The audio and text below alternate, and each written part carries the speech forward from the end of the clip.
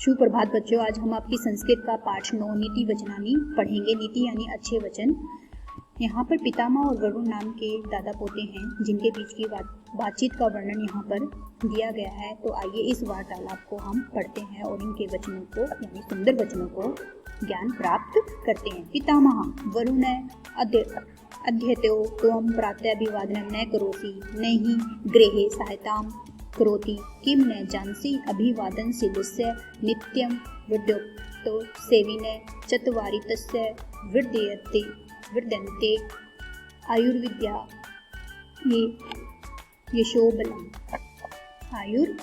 यशोबलम। तो पितामह यानी दादाजी अपने पोते वरुण को कहते हैं, आजकल तुम प्रातः यानी सुबह अभिवादन नहीं करते हो, न ही घर के कामों में सहायता करते हो।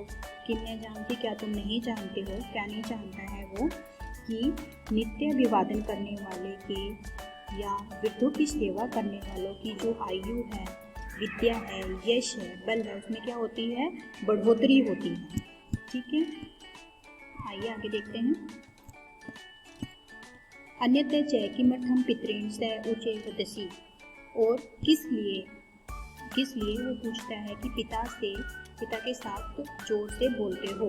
तो वरुण बोलता है, पितामह दादाजी, अहम तु केवलं स्वपक्षं पितुः समक्षे प्रस्तुतं कर्तुम् इच्छामि, पर स मम वार्ता न शृणोति। तो वो बोलता है, दादाजी मैं तो क्या करता हूँ, मैं केवल अपना पक्ष पिता के सामने प्रस्तुत करने की इच्छा करता हूँ, लेकिन क्या होता है, वह मेरी बात नहीं सुनते हैं। पितामह कहते हैं, अहम कथयामि, मैं कहता हूँ, त्वं मधुरं किमर्थं न वदसि, तुम मीठा किस लिए नहीं बोलते हो। मधुरा वाणी तुम क्रोधम नश्यति, मधुर वाणी क्या करती है? क्रोध को नष्ट करती है। फिर से वो एक श्लोक के द्वारा उसे समझाने की कोशिश करते हैं।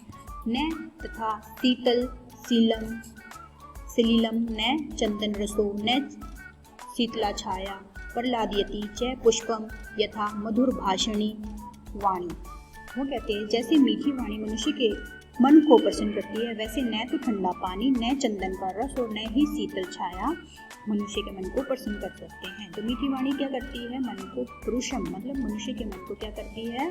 प्रसन्न करती है। प्रहलादयति मतलब खुश करती है। वो वैसी खुशी ना तो ठंडा पानी पीने से मिलती है, ना ही चंदन का रस लगाने से या पीने ग्रहण करने से ना ही शीतल छाया लेने से। यदि त्वं कटु वदति त्रिहि मित्राणि अपि तौ समीपे न आगमिष्यन्ति। यदि तुम कड़वा बोलोगे तो तुम्हारे जो मित्र हैं वो तुम्हारे समीप यानी तुम्हारे नजदीक नहीं आएंगे। क्या बोलते हैं? मन नहीं आएंगे। क्योंकि फिर से वो श्लोक से बताते हैं, वाणी रसवती यस्य शर्मवती क्रिया लक्ष्मी दानवती यस्य सफलम तस्य जीवितम।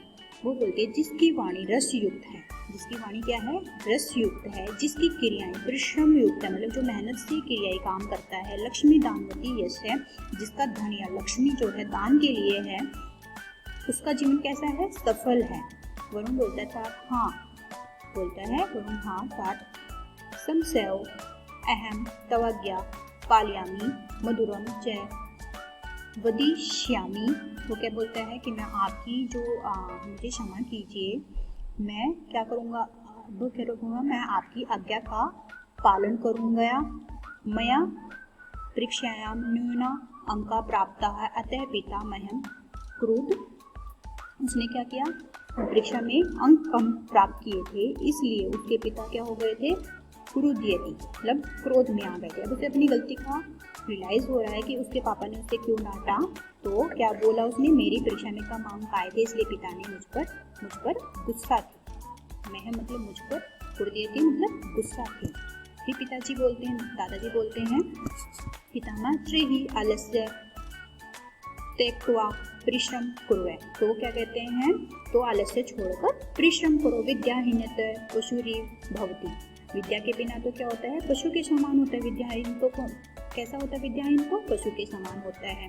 साहित्य संगीत कला विहीन साक्षात पशु कुछ विषाणहीन तृणम न खादन नपि जीवमान है तद भागदेहम परम पशु नाम है। तो क्या कहता है, साहित्य संगीत और कला से वही मनुष्य, साहित्य संगीत और कला से वही मनुष्य बिना पूंछ और सींग के समान है। वे क्या करते हैं, घास न खाते हुए भी जीवित रहता है। यह पशुओं का परम सौभाग्य है।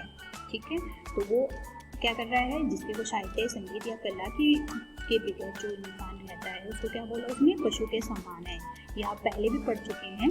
ठीक है, आपको बहुत बार बोला जाता है। ठीक है, तो आपको ऐसा नहीं बनना है कि घास खाते हैं और मतलब खाना खा लो और कुछ काम ना करो। ठीक है, अहम जानामि यत् त्वं कुसंगतिम् अपि विदितः, उसके जो दादाजी हैं वो बोल रहे हैं कि मैं जानता हूँ कि तुम क्या हो गए हो, कुसंगति होती बुरी संगति में पड़ गए हो। तो मित्राणि सजना न सन्ति, तुम्हारे मित्र हैं वो सज्जन नहीं है, मतलब अच्छे लोग नहीं हैं। अस्मिन् संसारे सत्संगति एवं उन्नति कारक भवति, इस संसार में क्या होता है, केवल सत्संगति की उन्नति दिलाने वाली होती है। तो यदि आपकी अच्छी संगति होगी तो वो क्या होगी, आपकी उन्नति होगी।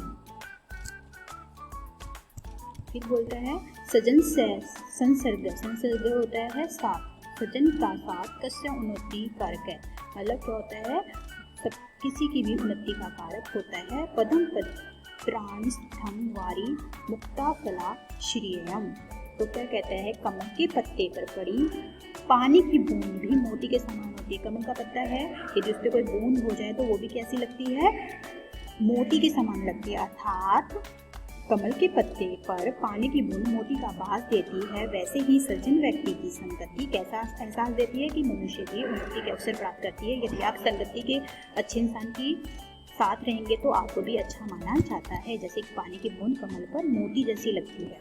वरुण बोलता है पितामह अहम अधुना परिश्रम करिष्यामि कक्षायां च प्रथम स्नान प्राप्स्यामि, तो वो क्या कहता है, पितामह दादाजी अब मैं परिश्रम करूँगा, मतलब मेहनत करूँगा और कक्षा में क्या होगा, प्रथम स्थान प्राप्त करूँगा।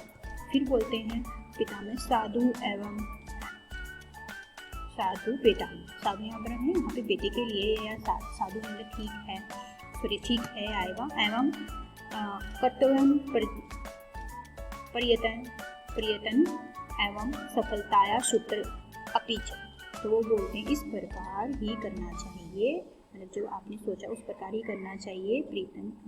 प्रयत्न ही सफलता का सूत्र है। और भी क्या बोलता है, गते शोको न कर्तव्यो भविष्यं न चिंत्यते वर्तमानेन कालेन वर्धयन्ति विषणा, ये क्या बोल रहा है, बीते हुए पर शोक नहीं करना चाहिए, जो बीत गया उसके बारे में नहीं सोचना चाहिए, भविष्य की चिंता नहीं करनी चाहिए।